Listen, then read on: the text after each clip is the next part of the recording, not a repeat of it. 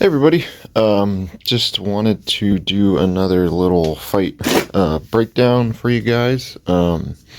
This was an axe fight between Bradley, who's from Golden Knights, and then Zale, who I believe is from the Bay Area, California, Company of the Bear, if I'm not mistaken. I was the corner man for Bradley, so I thought it'd be interesting to kind of give you the inside perspective from the coach's angle, I guess, and just kind of break down the fight and yeah, just give you guys some content. Yeah, anyway, so let's begin. So the round starts, and yeah, right away I'm noticing as a corner watching the fight that Zale's doing a really good job of blocking a lot of Bradley shots and then hitting with a good counter strike.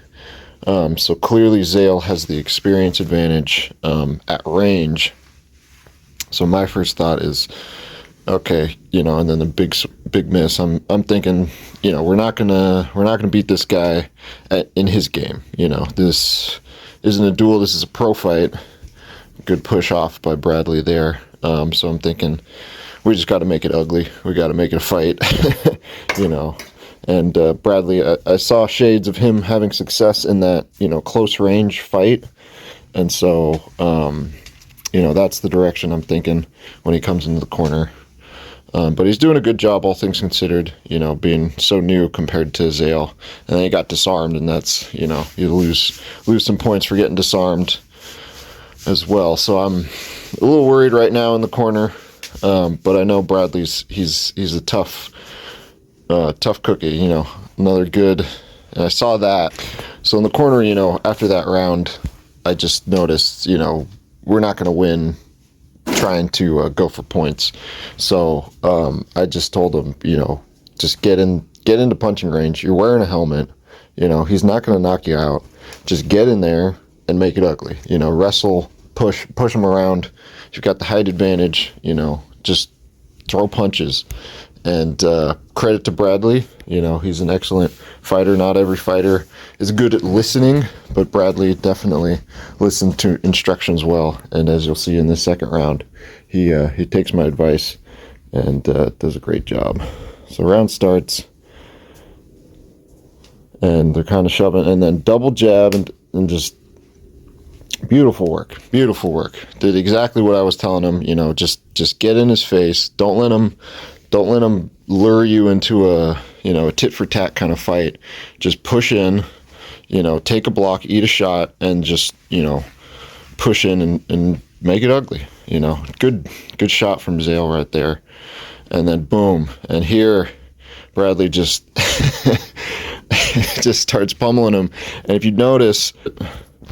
Pause it real quick. I don't know if you can see, but essentially Zale's in a real bad position here because he let go of his axe with one hand, but he let go with the wrong hand.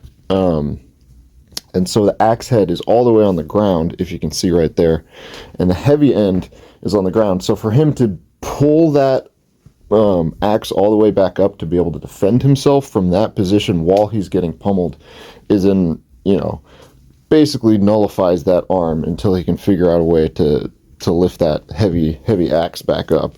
So Bradley does a really good job here of capitalizing on that, as you can see. And he's doing a good job throwing in those short shots. They don't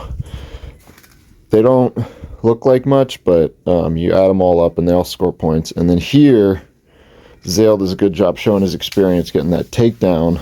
But luckily for us, he took the takedown, landed outside of the ring, so they reset them to the middle, which I was like praising praising the Lord. That was a lucky break for us. But I wanted to talk about that takedown because I had a few things I wanted to point out. So if you notice here, Bradley's in a pretty good position. He's got a pretty dominant under grip or underhook there on his left side, and then his right hand is doing a good job of hand fighting.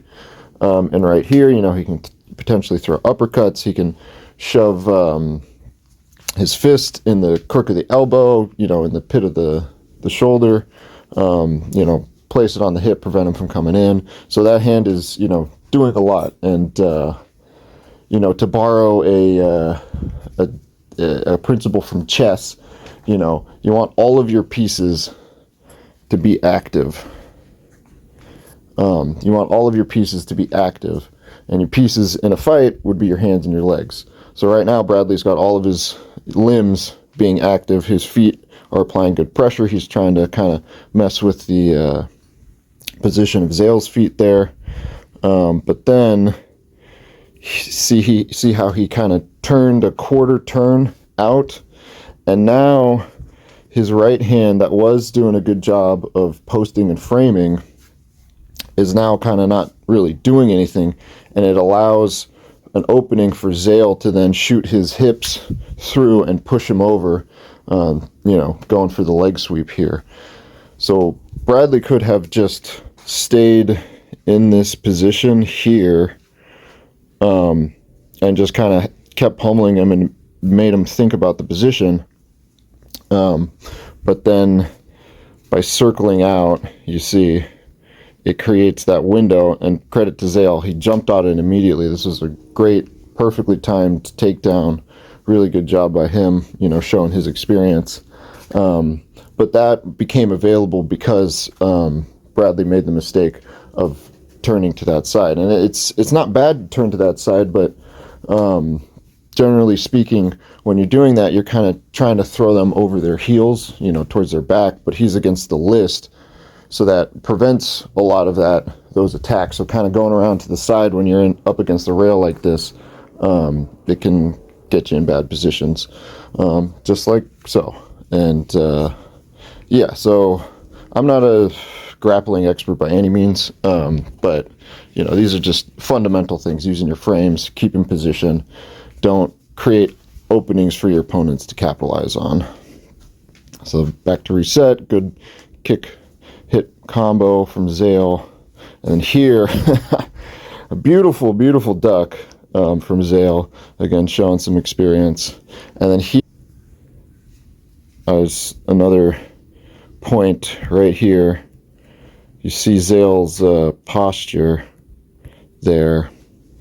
As a cornerman, I see that, and immediately the first thing I tell Bradley is he's tired, you know, because, you know, obviously this isn't this is an event for entertainment and all that sort of thing, but whenever you're in a competitive setting, you never, ever want to let your opponent know that you are tired, because there's nothing that will energize your opponent more than knowing you're more tired than he is. Like, when you realize that your opponent is more tired than you are, you get this second wind. It's like a psychological boost.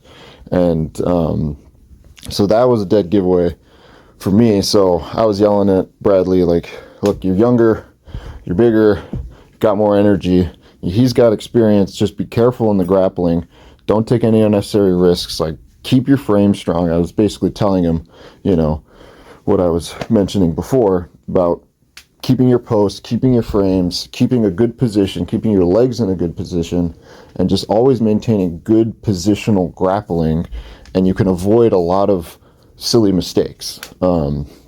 And a takedown is such a consequence in this sport, you know, more so than even in MMA, because MMA, you have a lot more opportunities to get back to your feet.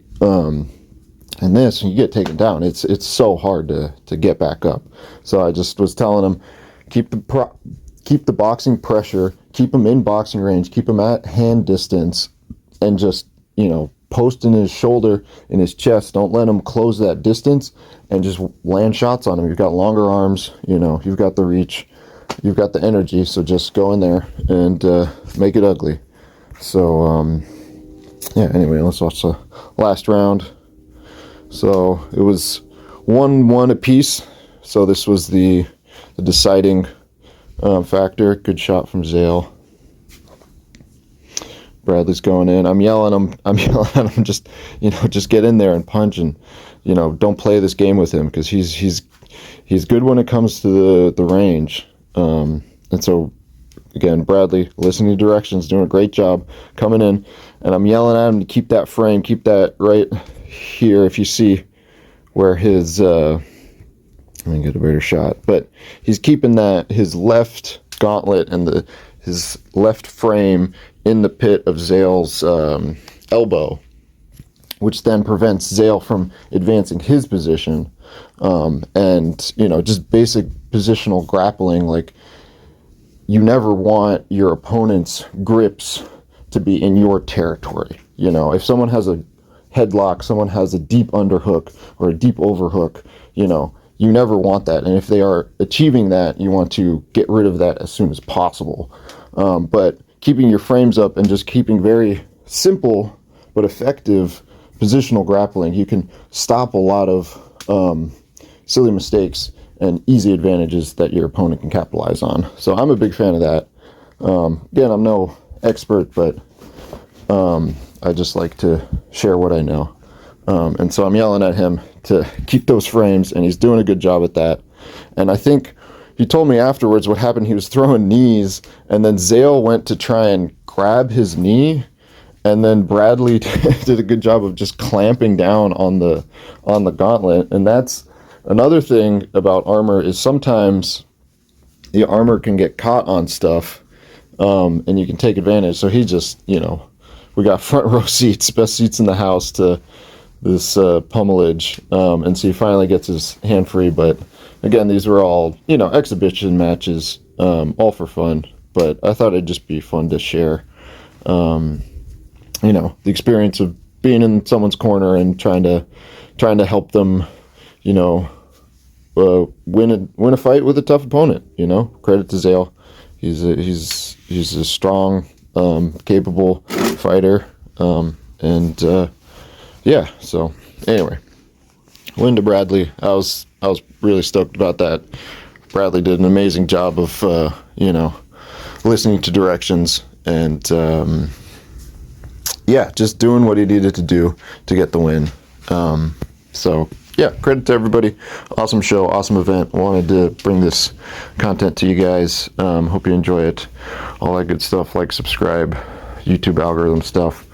And yeah, we should have some more content coming. The Crucible or the night fights at Brennan's, we're doing that every month. So look forward to seeing more content coming through the pipelines and all that. I know I've been slacking on the content stuff, but yeah, hey, just trying to spread the love of Buhurt and Armored Combat to everybody who wants to see it. And yeah, have a good day. You know, enjoy whatever it is you're doing. And yeah, peace out. A-Town.